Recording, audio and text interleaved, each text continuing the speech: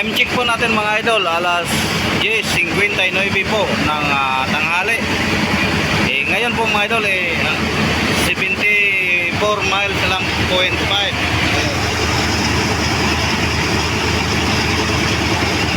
So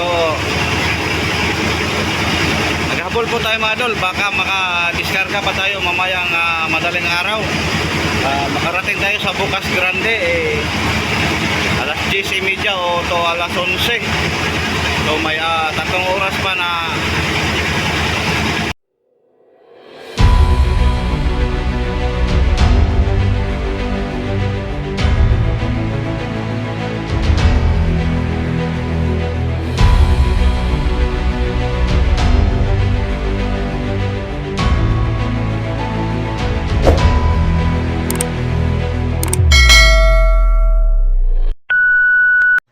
At bago po tayo magpapatuloy mga idol, shout out muna tayo sa mga solid subscriber ko at sa mga solid mahal kong mga viewers dyan. Shout out pala kay idol Danilio, Hilario Morete, Aladin Gregor, Michael Visitacion, Ricky Cecilio, Ginny Arreglo, Kamanok Pising Tuna, Joey Villeta, Benedict Madiraso, Rene Adahar, Edwin Ruben, Aileen Castro, Michael Libratar, Mamandao, Rupan Joquinto, at sa ating mga baguhang mga supporter po natin mga idol, kay Idol Paul Lakiras, George Pokita, Michael Yap, Miloti TV, Tumbaga Hunter TV, Rini Adahar, Tumo, John Rihada, Nila Lugatiman, Ginalin Libria, GC Margin, Tumbaga Hunter TV sa Quezon Province yan mga idol. Shout out sa inyong lahat taga Quezon Province, sa mga mahal nating mga supporter dyan. Siyempre mga idol, sa inyong lahat na lagi pong sumusuporta at lagi pong sumusubaybay sa aking mga video, maraming salamat po sa inyong lahat, sa inyong walang sawang suporta. Sana mga idol hindi kayo magsawang sumuporta, at sa mga viewers natin dyan na hindi pa po nakasubscribe, na lagi pong nanonood, ng mga secret viewers natin dyan sa loob, sa labas ng bansa, mga OFW man ng hindi, maraming salamat po mga idol. Sa hindi na nakapag-subscribe mga idol, subscribe na po kayo. Ayan po mga idol, tuloy po tayo sa ating mga video. Maraming salamat. Time check po natin mga idol, alas 5:27 po ng umaga. Good morning pala sa inyong lahat dyan mga idol. Ngayon mga idol, last 2 hours na po tayo.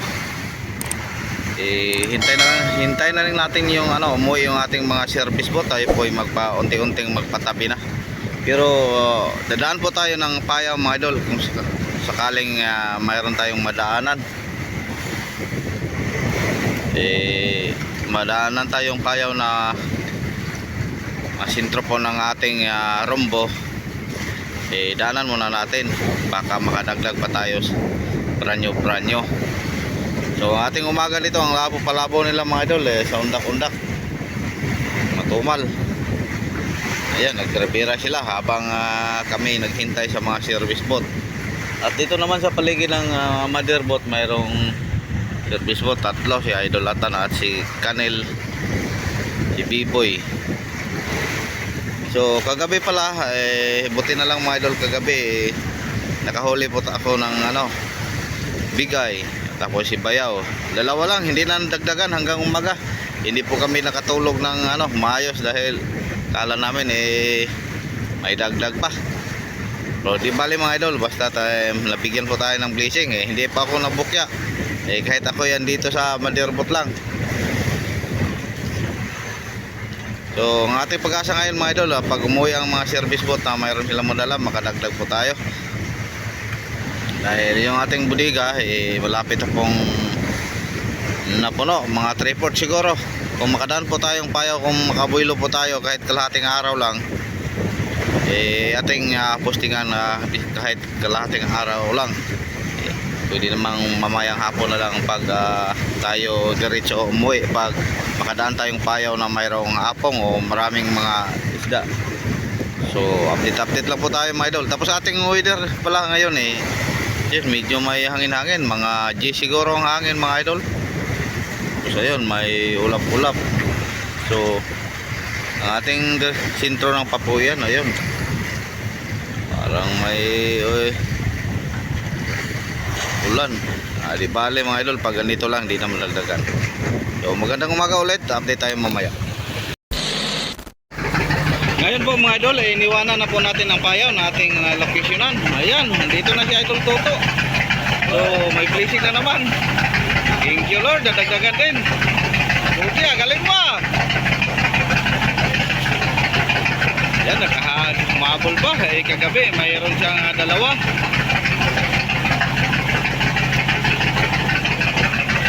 Ayun.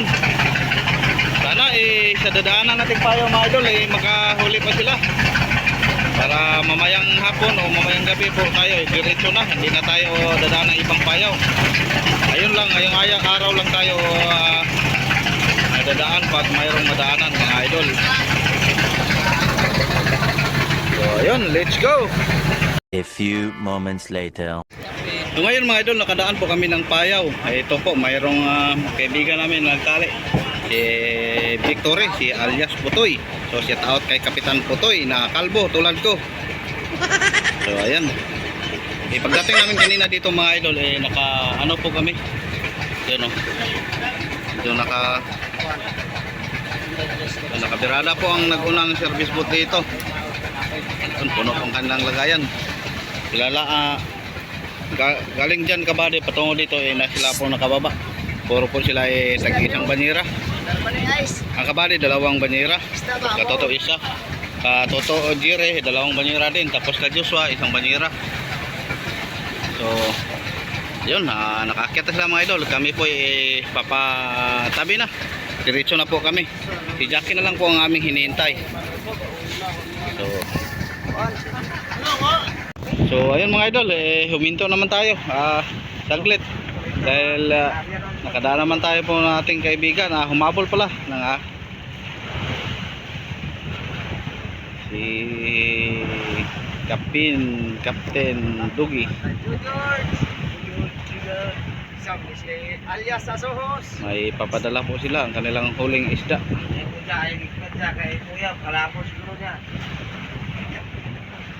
Ayun, pumunta na sa Idol Joshua.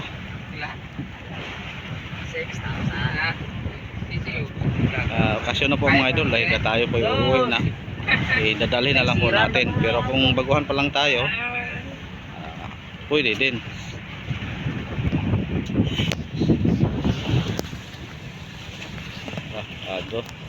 Linis na ng kanyang mga kamay para ready to go na sa Linis kasi nalilinis yung kamay ko kasi nalilinis. na sa pag-glaze. Dami mo kasing isda. Daming isda. Daming samad. Daming sugat. Sugat. Ngayon mga idol, ang ating tinatarget yung Bukas Grande. Ayan, 193 miles. Ingay ang radyo. 193 miles mga idol. Ang bearing po natin 286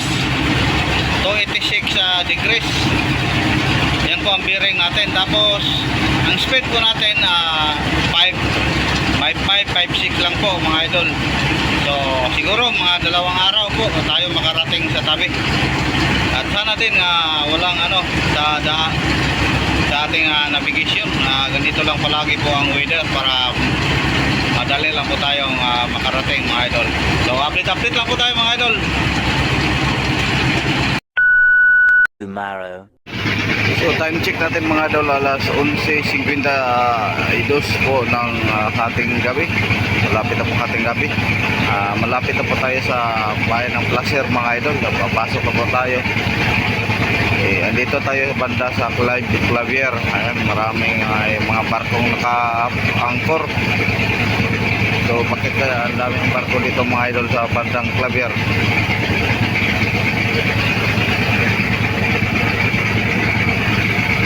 Andun pa, may isa pa sa malayo, naka-angkor.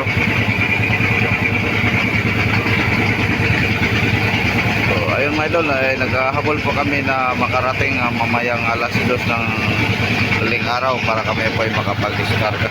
Update lang tayo mga idol pag maka-discarga tayo mamaya. Magandang gabi po sa inyong lahat ulit. Ngayon mga idol, ang ating oras alas 2:34 po ng madaling araw. So nakahabol po tayo mga idol sa oras. Ayun, nag-ready na po ang mga icer. Kinuna na po ng yelo ang bodega para hindi mahirapan sa pagsibot ng isda. Mag-diskarga na po tayo mga idol. Tapos si Buddy andun na sa tariman, bumaba. Nagdala ng aming mga kasama para kukuha ng strainer. So magandang umaga pala sa inyong lahat mga idol. Kung gabi po tayong walang tulog dahil tayo po ang nag-timon hanggang ngayon. Tiisin na lang po ito mga idol para ito naman ang ating kailangan. Kaya bawi lang tayo bukas mamaya pagkatapos ng diskarga bago tayo matulog. Kung hindi tayo makalabigar sa Cebu tulog tayo sa umaga. I-update kasi namin sa Cebu kanina, mayroon pang 4 na bangka doon na diskarga taga amin at marami ding dala. Hindi pa yun hindi daling matapos mga idol. So nahuli po kami, nahuli din kami babiyahe doon.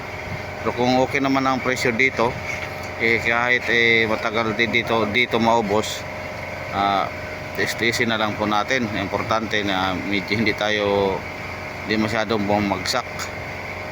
Doon sa Cebu, kung tataas ang presyo talagang tataas. Pero kung sa dami ng nagdidiskarga, mayroong galing pa sa bayawan. Halos sabay-sabay kasi kami naglao, tapos sabay-sabay din kami dumaong mga idol. Nauna po lang dumaong isang araw nung mayroon ding 2 araw na nakalipas. Yung unang dumaong natapos na. So mayroon pang titamin kanina 5 pang dumaong, 3 pa ang magdiskarga ngayon sabay-sabay. Puro maraming huli. Dito lang tayo sa Placer. Wala po tayong kalaban dito na taga Bayawan o taga amin na malaking bangka na nagdiskarga. Mayroon sigurong magdiskarga ngayon, pero sabi ng libor ng aming kinuntak kanina,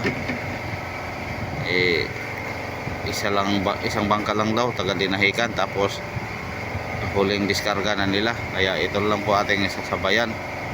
So sana mga idol hindi masyadong babagsak ang ating presyo.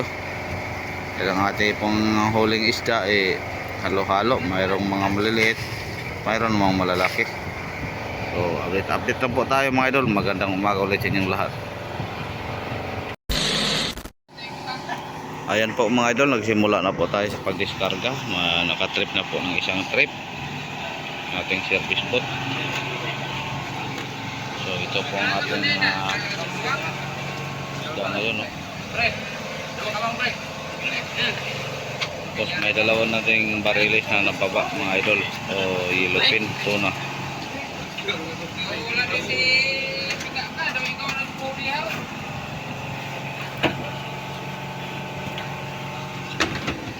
Yan, sariwang-sariwa po ang ating huli.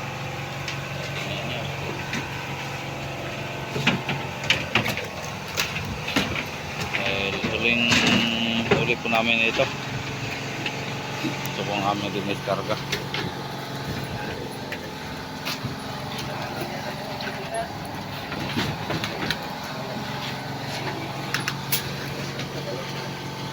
Dire. Kaya ako rin pili. Ayan, dalawang tuna na naman mga idol. Nalapa.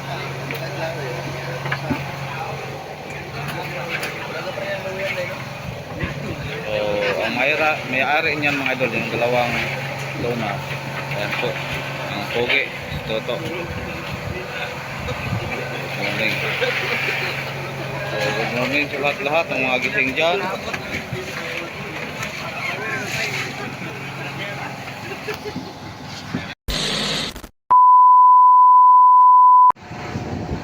Ngayon po mga idol, ito po ang pangalawang pagdiskarga po natin. Pasensya na po kayo, kagabi yung unang diskarga natin, kahapon di po natin update lahat dahil medyo nakatulog po ako mga idol dahil sa navigation po namin na buong gabi na hindi ako nakatulog. Kaya sila na lang ang nagtuloy na nagdiskarga kahapon. O ngayon, i-update po natin mga idol. Ito po ang pangalawang pagdiskarga. Ayun, na-deliver ako, dalawang biyahe na ng service boat. Tapos nalabas na naman natin ang malaking isda dito sa pang-apat na budiga na lagay. Ito po ang natira kahapon mga idol na sa pagdiskarga sa isang budiga. Ngayon, binuksan na po natin ang pangalawang budiga natin. So sana kahit makalahati man lang yung natira, yan po ang ating ibibiyahe. Tapos mayroon din tayong dalawang budiga na hindi nabuksan. Yan po ang dali natin mamaya sa Cebu. So ito ay idol. So ayun mga idol, tuloy po tayo. Itong tuna po natin na ibaba, yung unang makarga natin sa service boat, yan po ang tuna na pinadala po ng ating kaibigan na Sky, yung light boat. Ayun ang mga Sky 7 Big Eye. Ito pong pangalawa, ito pong aming huli. Yan, naka green ribbon, kabady po ito. Kining usang kinsan yung sa parilis chip. Tapos ito po sa amin. Tapos ato lang lahi.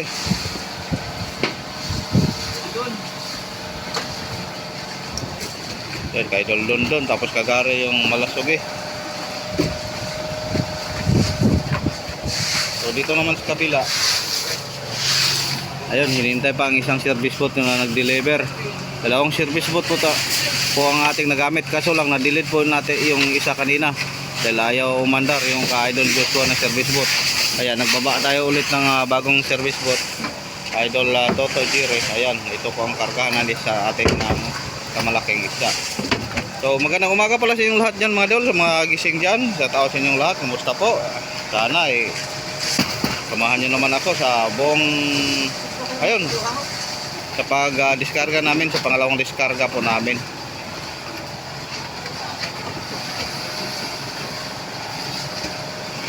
So mamaya mga idol, malaman po natin kung ubusin ba itong isang budiga o kalahati lang ang kukunin. Pero kung maganda naman ang presyo tapos bintahan, siguro maubos po natin ito isang budiga. Itong isang budiga po ang ating nadiskargahan ngayon, naglalaman po ito ng mga 4,000 plus, malapit po na 5,000. So kahit maka 2,000 lang po tayo, okay na. Reaysin lang natin. Tapos yun, tulad na ng banggit ko kanina, ito po ang ating ibiyahe sa Cebu. Maganda sana ang presyo dito mga idol, medyo okay. Doon sa Cebu medyo bagsak presyo, pero dahil maraming nagdaong, mayroon pang nagdiskarga, dalawang service boat doon, dalawang bangka. Pero kung dito po tayo sa Placer mga idol, sa dami ng aming karga, 15 toneladas, siguro abutan po tayo ng 5 araw. Kada diskarga hindi maubos yung isang budiga, mabutan po tayo, medyo magiba po ang kulay ng ating isda. Dahil yung alam nyo naman, pag madiskargahan na, pag di maubos yung natira, medyo magiba na po ang kanyang kulay. So ang ating gagawin para boilo, may isang diskargahan lang yung isang budiga, doon na lang tayo sa Cebu para maubos agad. Update naman namin doon sa Cebu, pagdating namin doon, sakto matapos din yung dalawang bangka na nagdiskarga. So doon lang po tayo mga idol. At sana naman pagdating natin doon tumaas na ang presyo.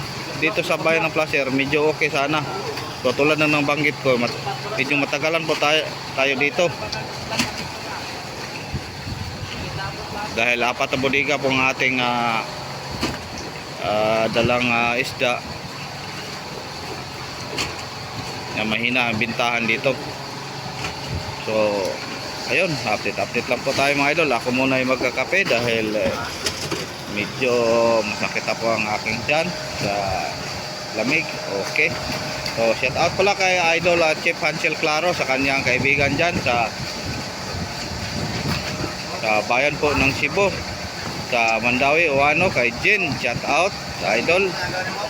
Ito po si Toto Chef, ito na po si Toto, ang bait walang baba to. So kung sakaling nanood ka man ang bait ng ano mo, tingnan nyo ang mukha kalmadong, hindi ang hangover Parang wala lang. parang wala lang pero mayroon. Relax lang ang aming mga kabataan dito ngayon dahil may trabaho pa, pero kung matapos na sigurado.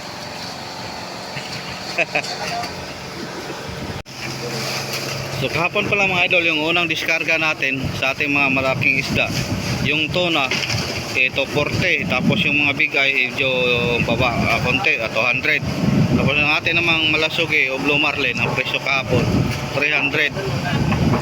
Yung tulingan naman natin, yung mga malait, yung parang tatlong daliri lang 80. 100 po yung mga piyok-piyok, yung mga piret, yung tawag lang piret. 120 to 130 po yung mga 140 yung PL, yung ilupin na kalahating kilo. So hindi na po masyadong bagsak. So sana ngayon mga idol ganun pa rin. At sana rin marami po ang maubos ngayon. Dahil kapon marami pong nagdiskarga, mga 3 bangka siguro. Tapos mayroon pang mga maliliit, tinatawag namin balik-balik.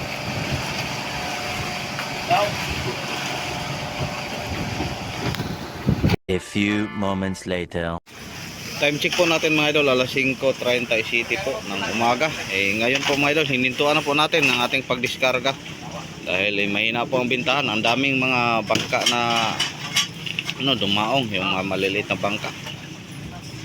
So ayun, mag-reas na lang po tayo. Tayo po lalapigan mamaya sa patungong Cebu. Hintayin na lang po natin na makakyat sila ni Buddy na andoon sa tarimahan. Nagsitol pa. So samantalang babay muna tayo mga idol, apit-apit lang tayo sa daan. Ingat-ingat kayo, magandang umaga ulit sa inyong lahat.